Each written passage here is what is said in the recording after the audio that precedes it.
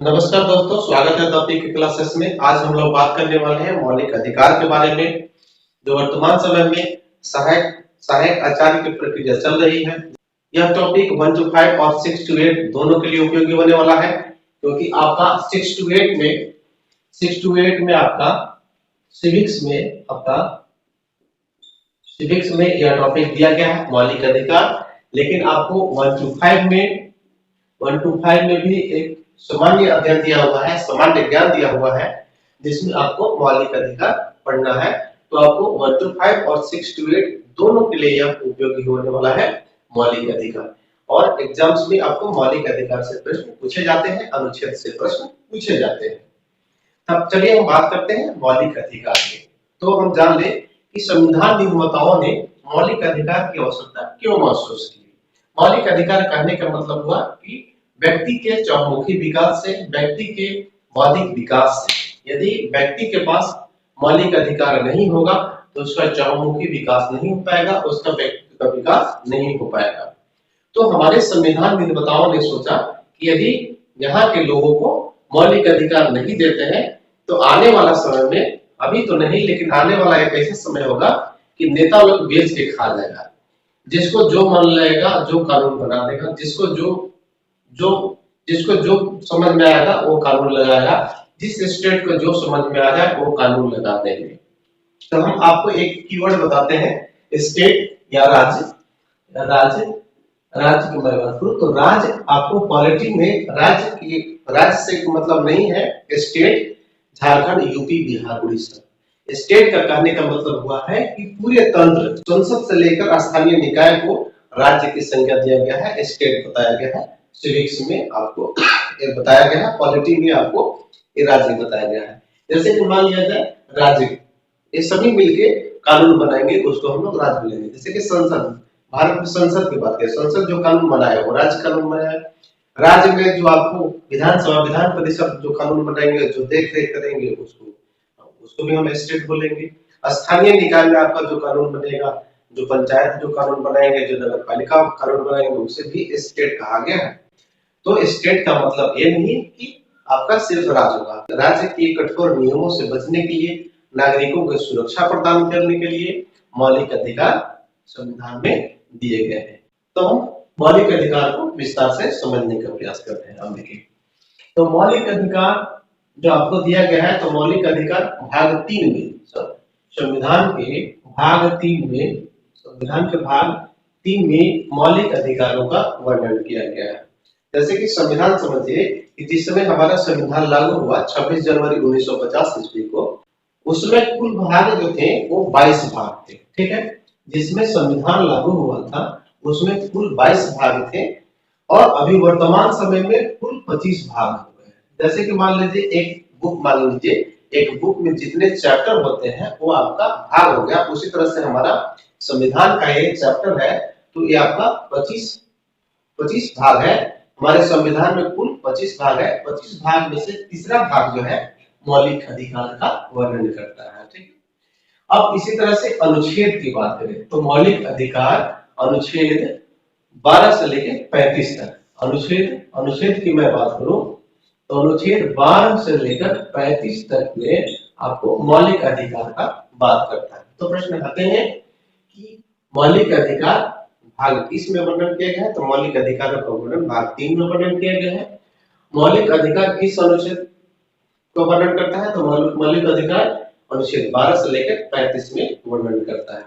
अनुच्छेद कितने हैं वर्तमान समय में? अभी तो अनुच्छेद 448 है। आपको कुल 448 अनुच्छेद है। ठीक है, वर्तमान समय में 2019 के अनुसार अनुच्छेद जो है, कुल अनुच्छेद हो गया 448 हो गए। लेकिन जिस समय संविधान बन रहा था उसमें कितने अनुच्छेद थे, तो 395 अनुच्छेद थे 26 जनवरी 1950 के अनुसार। ये सारा चीज आपको जानने की आवश्यकता है, समझने की आवश्यकता है। ये आपको एग्जाम्स में पूछ दिए जाते हैं, छोटा छोटा वर्ड। मौलिक अधिकार में एक वर्ड आता है मैग्ना कार्टा। मौलिक अधिकार में मैग्ना कार्टा एक वर्ड आता है।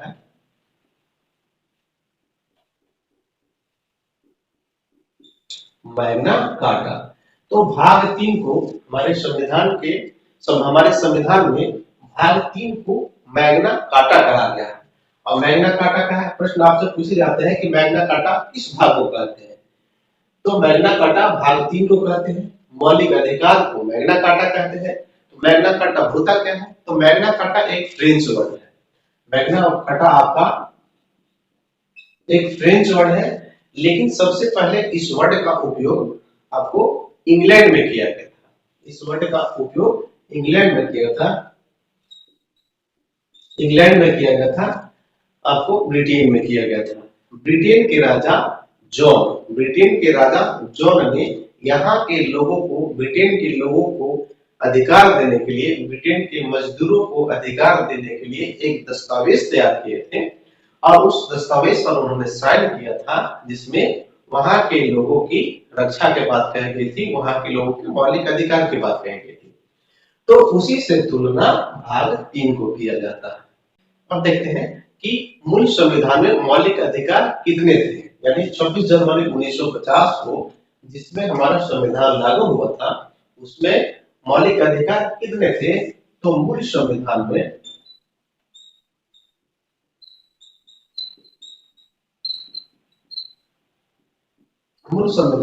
मौलिक अधिकार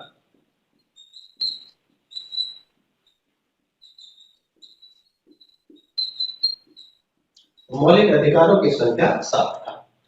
मूल संविधान में मौलिक अधिकारों की संख्या 7 था, लेकिन वर्तमान समय में इसकी संख्या 6 हो गया है। एक अधिकार को हटा दिया गया है। तो कौन सा अधिकार को हटाया गया है? ये भी एग्जाम्स में आपसे पूछे जाते हैं। तो आपको एक था संपत्ति का अधिकार। संपत्ति के अधिकार को मौलिक अधिकार से हटा दिया गया। तो 44वें संविधान संशोधन, इस प्रश्न को आप याद रखेंगे, दिमाग में रखेंगे। 44वें संविधान संशोधन 1978 के अनुसार, यानी 44वें संविधान संशोधन 1978 के अनुसार संपत्ति के अधिकार को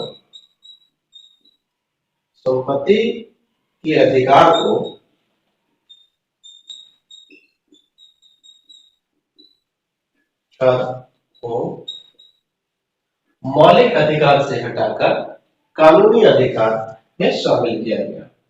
आप पूरा लिखेंगे। 44वें संविधान संशोधन 1978 ईस्वी के द्वारा, 44वें संविधान संशोधन 1978 ईस्वी में संपत्ति के अधिकार को मौलिक अधिकार से हटाकर कानूनी अधिकार की मान्यता दी गई। यानी संविधान 44वें संविधान संशोधन के अनुसार आपको संपत्ति के अधिकार को हटा दिया गया। संपत्ति के अधिकार पहले आपको मौलिक अधिकार में शामिल है, इस बात को आपको याद रखेंगे। आप 44वें संविधान संशोधन का है, तो हमारे जिसमें संविधान लिखा गया था उसमें कुछ आपको अभी भी सुधार हो रहा है, वर्तमान समय में भी सुधार चल रहे हैं। तो जहां लगता है कि सुधार की आवश्यकता है तो उसमें कुछ सुधार किया जाता है। तो उसमें सुधार किया जाता है तो उसी को अमेंडमेंट बोला जाता है, संविधान संशोधन बोला जाता है। ठीक है। तो 44वें संविधान संशोधन के दौरान संपत्ति के अधिकार को मौलिक अधिकार से हटाकर कानूनी अधिकार में शामिल किया गया। तो वर्तमान समय में मौलिक अधिकार कितने हैं? 6। एक और प्रश्न आता है कि यह जो मौलिक अधिकार है वो मौलिक अधिकार किस संविधान से, किस देश के संविधान से दिए गए हैं? तो हमारा जो संविधान है एक लिखित संविधान है और विश्व के सबसे बड़ा संविधान माना जाता है। तो विश्व के जितने भी संविधान थे, विश्व के जितने भी देश थे, उसमें अच्छी बातें थे, उस संविधान में जो अच्छी बातें थी उससे कुछ वर्ड को ले लिया गया है, कुछ बातों को ले लिया गया है। हमारे संविधान निर्माताओं ने अलग अलग देशों के संविधान को भी अध्ययन किया था, उससे अच्छे जो बात थे उसको ले लिया और हमारे संविधान में भी शामिल कर दिया गया। तो मौलिक अधिकार जो है अमेरिका से लिया गया, अमेरिका के संविधान से। तो यहाँ देखिए मौलिक अधिकार अमेरिका के संविधान से लिया गया है।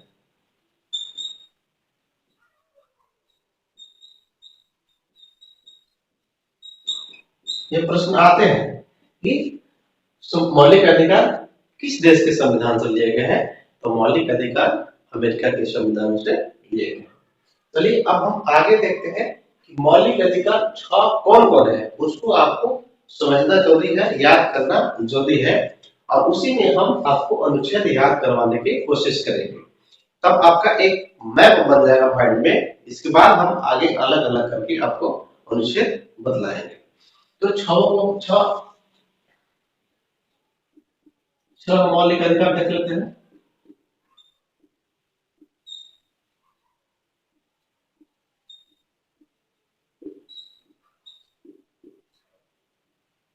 छह मौलिक अधिकार कौन कौन है? पहला है जो है समानता का अधिकार।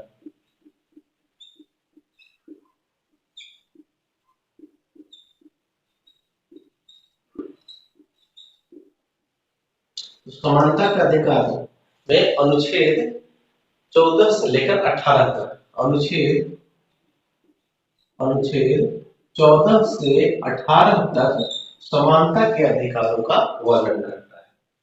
अब याद रखेंगे, आप दिमाग में रखिएगा कि समानता के अधिकार की जहां बात होगी तो अनुच्छेद 14 से लेकर 18 तक की बात करेंगे समानता के अधिकार। दूसरा आता है स्वतंत्रता का अधिकार। इसे आप सीक्वेंस में याद रखेंगे, जिस तरह से मैं लिख रहा हूं उसी तरह से आप लिखेंगे। दूसरा आता है स्वतंत्रता का अधिकार। तो स्वतंत्रता का अधिकार आपका 19 से लेकर 22 तक, 19 से लेकर अनुच्छेद 19 से लेकर 22 तक में स्वतंत्रता के अधिकारों का वर्णन किया गया है हमारे संविधान में। तीसरा हम लेते हैं शोषण के विरुद्ध अधिकार।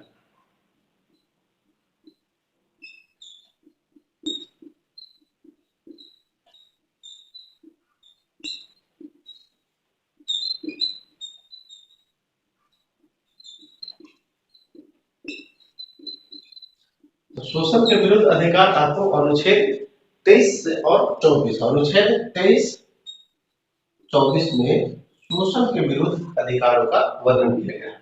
आप एक दिमाग में जरूर रखिएगा, जैसे कि जहां शोषण की बात होगी तो अनुच्छेद 22 से अनुच्छेद 23 से 24 में ही बात होगा, 22 में बात नहीं होगा। तो आपको एक दिमाग में मोटा मोटी रखना होगा, तब आप एग्जाम में क्लिक करिएगा, आपका अब एग्जाम में समझ में आएगा। और इसको हम आपको अभी याद करा देंगे, इसको लिखिएगा। आगे देखिए, चौथा हम बात करते हैं। चौथा कौन सा होगा? तो चौथा आपका होगा धार्मिक स्वतंत्रता का अधिकार। चौथा धार्मिक स्वतंत्रता का अधिकार। धार्मिक स्वतंत्रता का अधिकार अनुच्छेद कितना आता है? तो 25 से लेकर 28 तक, अनुच्छेद 25 से लेकर 28 तक में आपको धार्मिक स्वतंत्रता की बात कही गई है। धार्मिक स्वतंत्रता के अधिकार दिया गया है। भारत में विभिन्न धर्म के लोग रहते हैं, उनकी स्वतंत्रता की बात कही गई है, जो हम लोग आगे विस्तार पूर्वक देखेंगे। पांचवा जो है शिक्षा का अधिकार। भारत में जितने लोग हैं वो सभी के शिक्षा का अधिकार है। तो शिक्षा के अधिकार में बात किया गया है। तो शिक्षा का अधिकार 29 में कहा गया है। शिक्षा का अनुच्छेद 29 में, अनुच्छेद 29 में आपको शिक्षा के अधिकार की बात कही गई है। जब भी शिक्षा की बात कही जाएगी तो 29 में कही जाएगी। छठा जो है वो है संवैधानिक उपचारों का अधिकार। छठा जो है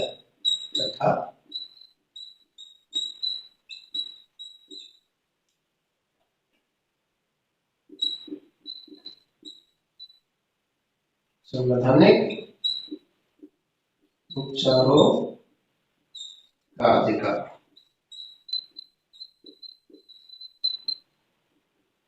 संवैधानिक उपचारों का अधिकार आपका आता है अनुच्छेद 32 में। देखिए यहाँ 30 समाप्त होगा तो यहाँ 31 आना चाहिए था, 31 से लेकर 32 आना चाहिए था, लेकिन अनुच्छेद 21 को यहाँ गौर कर दिया गया है। अनुच्छेद 21 आपका संपत्ति के अधिकार का वर्णन करता था, इसलिए यहाँ से इसको हटा दिया गया है।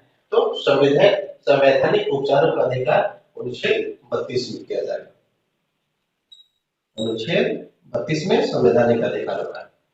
ठीक है, 6 मौलिक अधिकार है, आपको सीक्वेंस से याद करना है। समानता का अधिकार, स्वतंत्रता का अधिकार, शोषण के विरुद्ध अधिकार, धार्मिक स्वतंत्रता का अधिकार, शिक्षा का अधिकार, संवैधानिक उपचारों का अधिकार।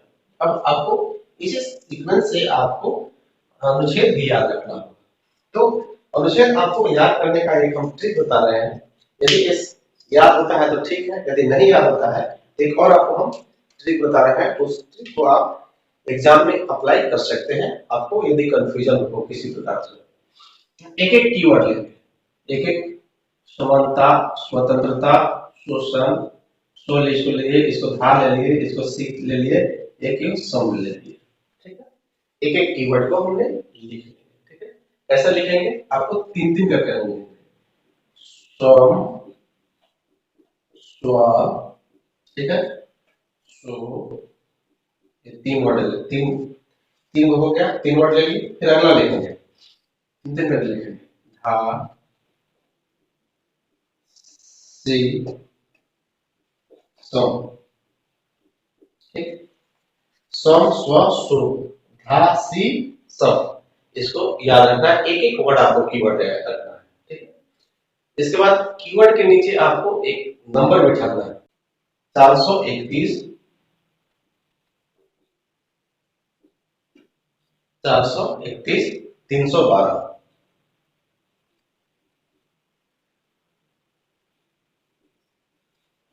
याद रखेंगे 431, 312, ये वर्ड आपको याद रखना है, ये नंबर आपको याद रखना है, 431, 312, 431, 312, इस सभी को हम जोड़ लेंगे तो 14 आता है। जोड़ देखिए, 4 3 7, 7 1 8, 8 3 11, 11 1 12, 12 2 14, ठीक है। तो 431, 312 आता है। अब आपका अनुच्छेद 14 से ही स्टार्ट होता है समानता का अधिकार, अनुच्छेद 14 से स्टार्ट होता है समानता का अधिकार। तो अब हमको करना क्या है, तो 14 से स्टार्ट होता है, तो 14 में 4 जोड़ेंगे, तो 14 में 4 जोड़ेंगे तो हमको 18 प्राप्त होगा, ठीक है, 18, यानी अनुच्छेद 14 से स्टार्ट करेंगे और उसमें हम 4 जोड़ दिए, 14 में 4 जोड़ दिए तो अनुच्छेद 14 से 18 तक हमको समानता का अधिकार प्राप्त होगा, ठीक है। इसी तरह से 18 के बाद हम 19 यहाँ लिखेंगे, तो 19 में हम 3 जोड़ देंगे तो हमको स्वतंत्रता का अधिकार प्राप्त होता है, यानी अनुच्छेद 19 से लेकर 22 तक, 19 19 20 21 22, तो 19 से लेकर 22 तक हमको स्वतंत्रता का अधिकार प्राप्त होगा। इसमें आपको कोई कंफ्यूजन नहीं होगा, एक आपको नंबर याद रख लीजिएगा, 431, 312, ये याद रखिएगा। इसके बाद 22 के बाद आपको 23 लिखना है, तो 23 में क्या करेंगे, 23 में 1 जोड़ना है, तो 23 तो होगा ही, 23 में 1 जोड़ेंगे तो 24, यानी 23 और 24 आपको होगा शोषण के विरोध अधिकार, ठीक है। अब धार्मिक स्वतंत्रता में देखेंगे, धार्मिक 24 के बाद हम 25 लिखेंगे, तो 25 में कितना जोड़ेंगे, 3 जोड़ेंगे, ठीक है। तो 25 और 3 कितना होगा, 28, यानी 25 से लेकर 28 तक अनुच्छेद में, अनुच्छेद 25 से लेकर 28 तक में धार्मिक स्वतंत्रता की बात कहेगी। इसके बाद 29 के बाद 28 के बाद 28 के बाद आपका 29 आता है, तो 29 में कितना जोड़ेंगे, 1 जोड़ेंगे, तो 29 और 30 आपका आएगा शिक्षा का अधिकार पे आता है।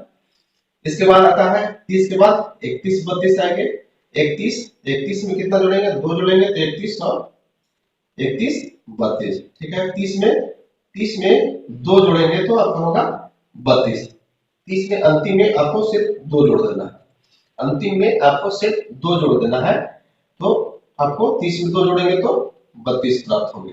31 क्योंकि हटा दिया गया है आपका संपत्ति का अधिकार को, हटा दिया गया मौलिक अधिकार से, तो डायरेक्ट यहाँ हम सिर्फ ध्यान देंगे 30 में 2 जोड़ेंगे 32 प्राप्त होगा। तो 32 में संवैधानिक उपचारों का अधिकार का वर्णन किया गया है। तो इस तरह से भी आप अनुच्छेद याद रख सकते हैं। ये आप अनुच्छेद आप मोटा मोटी दिमाग में जरूर बिठा कर रखिएगा, क्योंकि आपको एग्जाम में आपको कंफ्यूजन यदि क्रिएट होता है तो उसमें आपको काम आते हैं, समझ में आता है। अब हम बात करते एक एक करके बात करते हैं, अब हम एक एक करके बात करते हैं अलग अलग अनुच्छेद में कि समानता का अधिकार अनुच्छेद 14 से 18 क्या कहता है, स्वतंत्रता का अधिकार अनुच्छेद 19 से लेकर 22 तक क्या कहते हैं, इस सब को अलग अलग हम देखते हैं, समझने की प्रयास करते हैं। आई होप ये वीडियो आपको समझ में आया होगा। वीडियो लंबा नहीं हो इसलिए हम मौलिक अधिकार के अनुच्छेद को हम अगले वीडियो में आपको बताते हैं, जो आपके लिए बहुत ही उपयोगी होने वाला है। मिलते हैं अगले वीडियो में, तब तक